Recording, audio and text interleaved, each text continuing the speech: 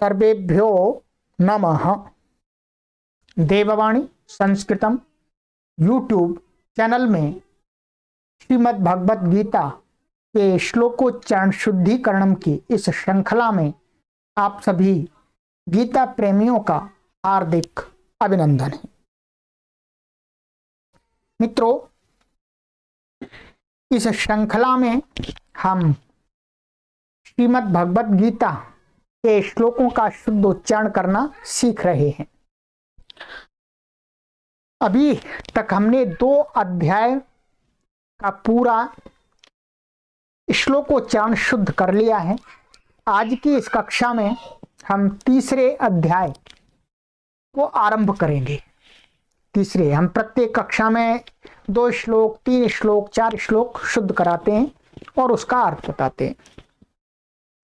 तो आ जाइएगा, आप तीसरे अध्याय के श्लोकों का उच्चारण शुद्ध करना आरंभ करते हैं।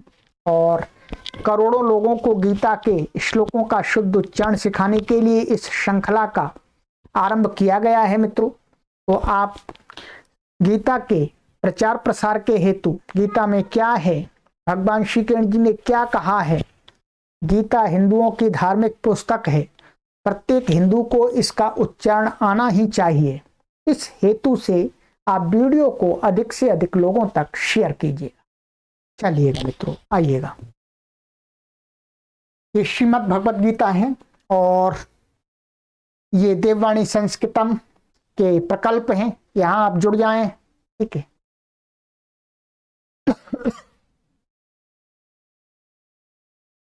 तीसरा अध्याय, ठीक है।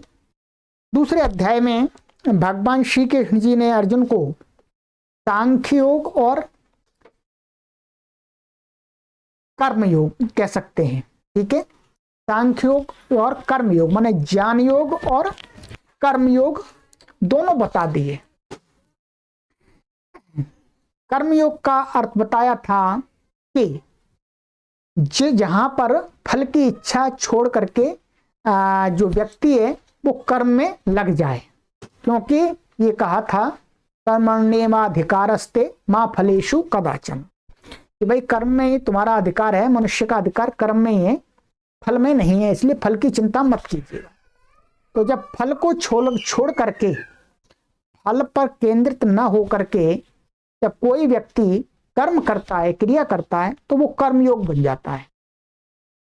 ज्ञान योग में ऐसा है, ज्ञान योग अर्थात सांख्य योग। सांख्य योग में शरीर को अनित्य मान करके, आत्मा को नित्य मान करके व्यक्ति कार्य करता है। तो उसके लिए वो क्या करता है, वो सांसारिक ताम झाम में नहीं फंसता है। वो इधर उधर के ये सारे युद्ध आदि जो भी हैं, कुछ क्रियाएं, वो अधिक सांसारिक क्रियाओं में संलग्न नहीं होना चाहता है। वो चुपचाप बैठ करके आत्मा का चिंतन, परमात्मा का चिंतन करना चाहता है। अर्थात वो वहां निवृत्ति मार्ग है। वो ये कर्म योग का मार्ग कैसा है, प्रवृत्ति का मार्ग है, माने कर्म के लिए प्रवृत्त करता है। और वो है कर्म संन्यास मार्ग, इसको भी कह सकते हैं। अर्थात कर्म से कम कर्म करना, कर्म से हटना, अर्थात ध्यान में, चिंतन में, उसमें ही अपने समय को अधिक यापन करना। ये दोनों प्रकार की बातें, दोनों प्रकार का योग भगवान श्री कृष्ण जी ने दूसरे अध्याय में बताया अर्जुन को, ठीक है। और अंतिम में अभ्यास, इस अध्याय के दूसरे अध्याय के अंत में बुद्धि का भी एक बताया था कि मनुष्य का पतन कैसे होता है और मनुष्य की उन्नति कैसे होती है। और बुद्धि एकाग्र बुद्धि को करना, यानी बुद्धि को ही एकाग्र करना, बुद्धि को स्थित करना ही कहा था कि जिस व्यक्ति की बुद्धि एकाग्र बन जाती है, स्थित बन जाती है, उसको ब्राह्मी स्थिति हो जाती है उसकी, अर्थात वो व्यक्ति ब्रह्म में स्थित हो जाता है, ऐसा बताया था।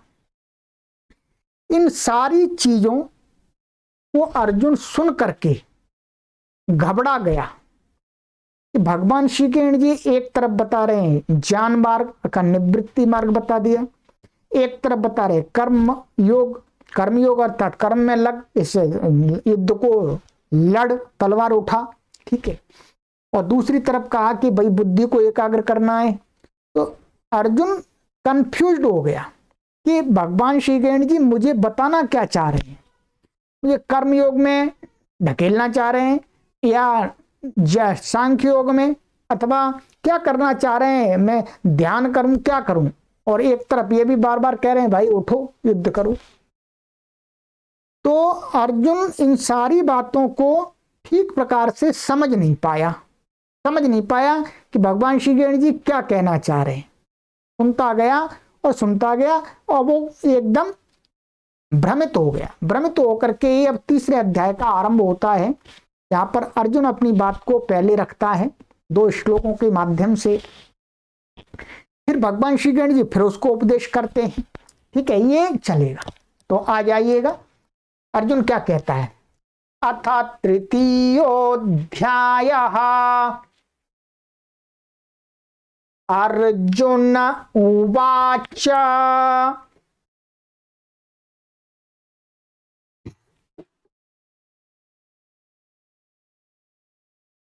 जायसी चेत् कर्मणस्ते मता बुद्धिर्जनार्दन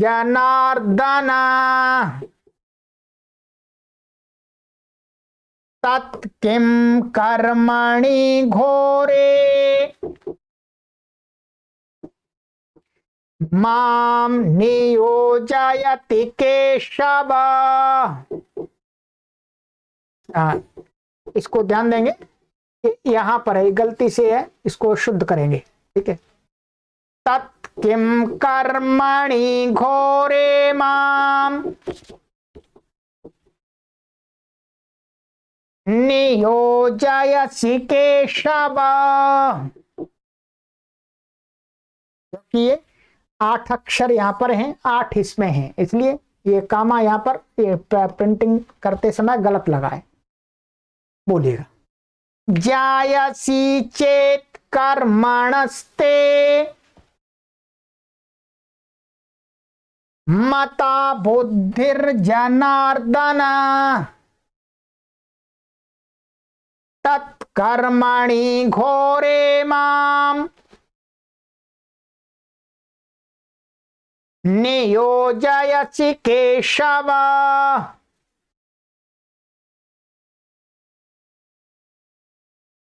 जायसी चेत् कर्मणस्ते मता बुद्धिर्जनार्दन तत् किं कर्मणि घोरे माम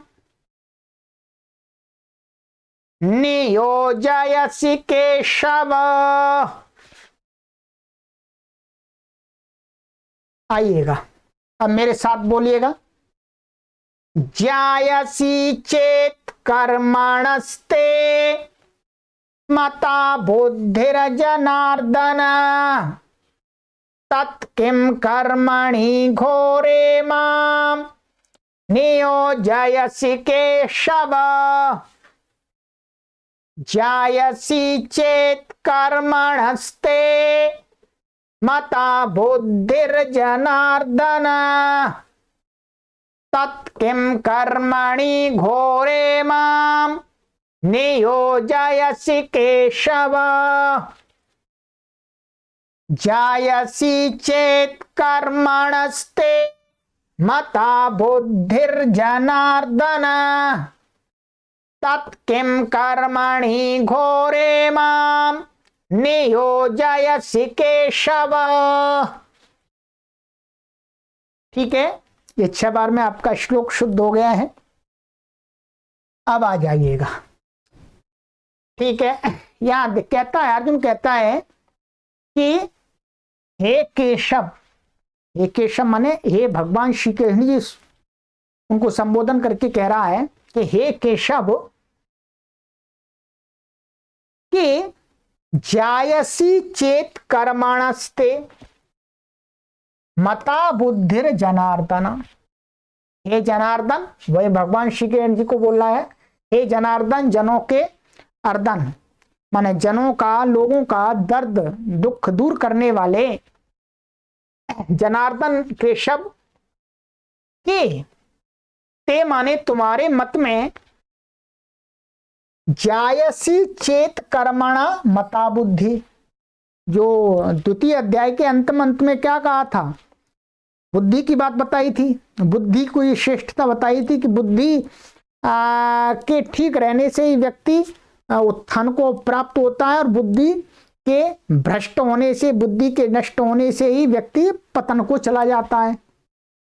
तो वो कह रहा है कि ये बताओ महाराज जी, आपके मत में आपने जो बात बताई कि कर्म करने से अर्थात बुद्धि को एकाग्र बनाना श्रेष्ठ है। क्या जायसी चेत बुद्धि कर्मणः मता, ते तुम्हारे मत में अर्थात तुम्हारे अनुसार बुद्धि को ही एकाग्र करना है, बुद्धि को ही स्थित करना श्रेष्ठ है।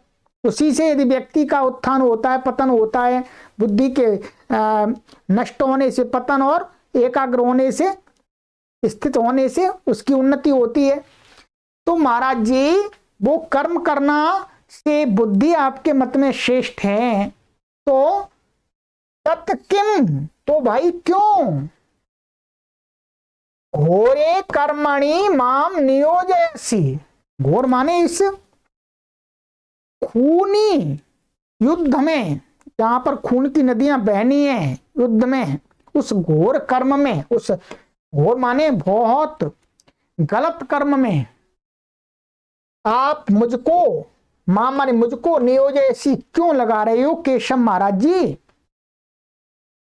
भैया ये भगवान श्री गणेश जी आप मुझे उसमें क्यों लगा रहे हो, मेरे को ये बुद्धि श्रेष्ठ है, बुद्धि के ही होने से व्यक्ति का उत्थान और पतन होता है, तो बुद्धि पर ध्यान दूंगा मैं। तो मेरे को इस कार्य में क्यों लगा रहे हो, तलवार उठवा रहे हो आप।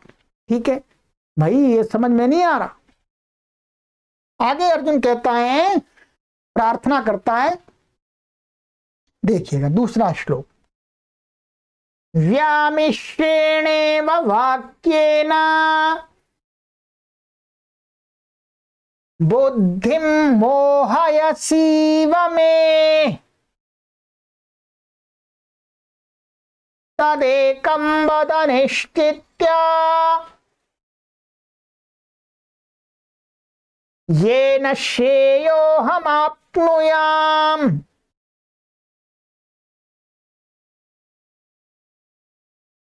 व्यामिश्रेणेव वाक्येन बुद्धिं मोहयसीव मे तदेकं वद निश्चित्य येन श्रेयोऽहमाप्नुयाम्। व्यामिश्रेणेव वाक्येन बुद्धिं मोहयसीव मे तदेकं वद निश्चित्य येन श्रेयोऽहमाप्नुयाम्।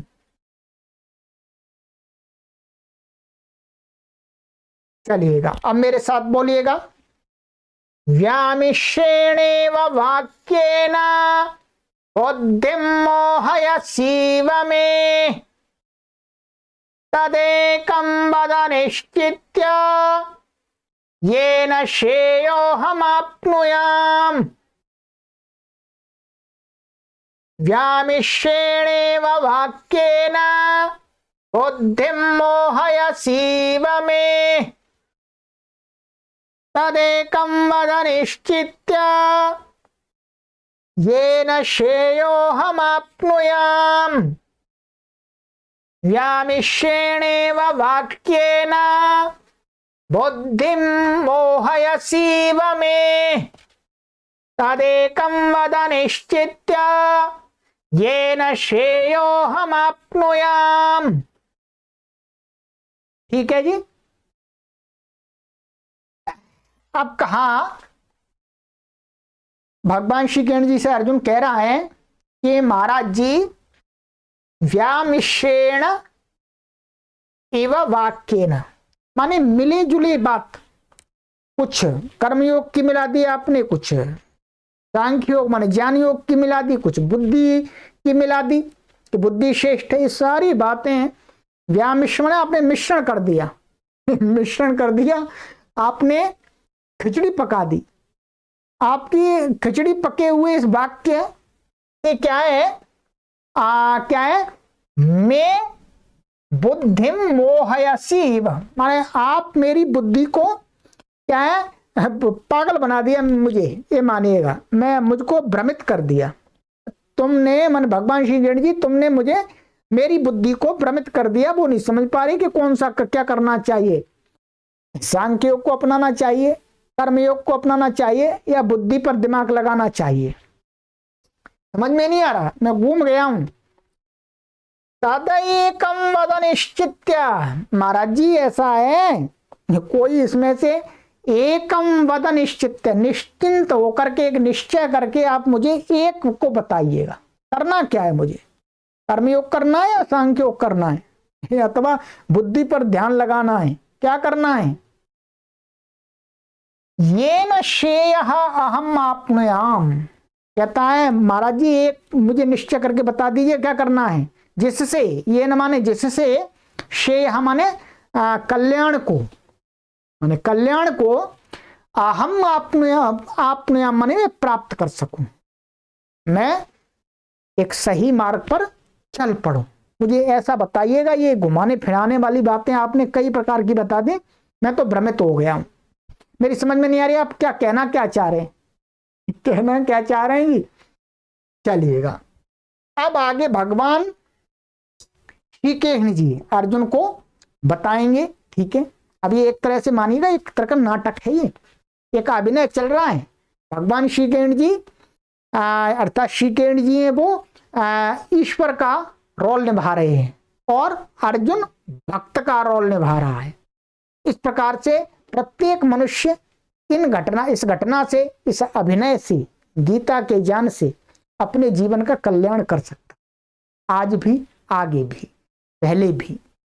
इसलिए ये तीनों कालों में ये बातें सत्य हैं। इसलिए कहा जाता है कि जो गीता का ज्ञान है वो त्रैकालिक है, अर्थात तीनों कालों में सत्य है। आज भी वैसी घटना घटित हो रही है, इसलिए गीता को पढ़ करके हमें यही लाभ है। चलिए मित्रों, अब आगे की कक्षा में आपको भगवान श्री कृष्ण जी का उपदेश सुनाएंगे।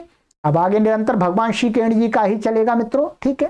चलिएगा, आज आरंभ हो चुका है तीसरे अध्याय का, और पीछे के अध्यायों का भी शुद्ध उच्चारण कीजिएगा। जाने से पहले लाइक करना मत भूलिएगा और शेयर अवश्य कीजिएगा अपने सगे संबंधियों को, मित्रों के लिए। सर्वेभ्यो नमः।